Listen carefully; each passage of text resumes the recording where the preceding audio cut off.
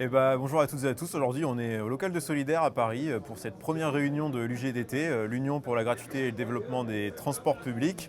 Et on a tenu à avoir cette réunion avec tous les collectifs qu'il y a en France. On était 11-12 collectifs aujourd'hui de tous les coins de France qui se réclament justement dans la promotion du développement des transports en public et de leur gratuité. Et on avait beaucoup d'invités, que ce soit des associations, des élus locaux, des députés. Et du coup, on a pu partager un état des lieux en fait, de la gratuité des transports en France, mais on a aussi surtout pu débattre sur son financement, comment s'y prendre au niveau des communes, des métropoles ou même au niveau national, avec par exemple le versement mobilité et son déplafonnement.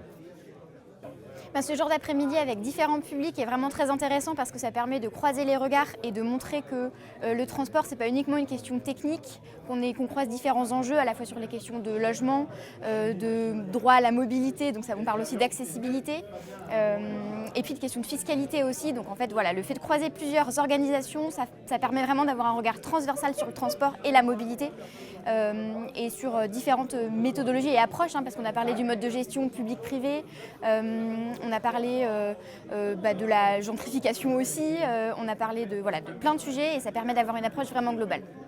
J'ai trouvé que les débats étaient très riches parce qu'on avait des gens différents. On avait des militants des différents collectifs, donc c'est déjà intéressant de voir d'un endroit à l'autre. On n'a pas tout à fait les mêmes approches.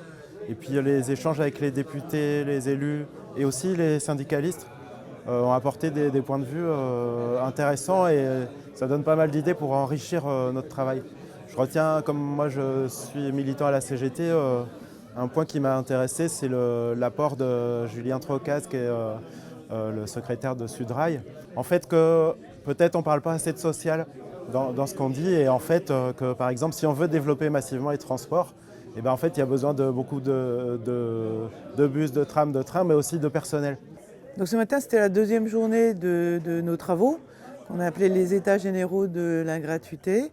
On était une douzaine de collectifs représentés. Hier, on a donc travaillé beaucoup avec quelques élus représentés sur le financement de la gratuité. Et aujourd'hui, on s'est concentré sur nos actions et la communication. Il nous semble que l'UGDT est un mouvement national qui regroupe des collectifs locaux avec une identité particulière et un historique et pluriel, très pluriel. Oui.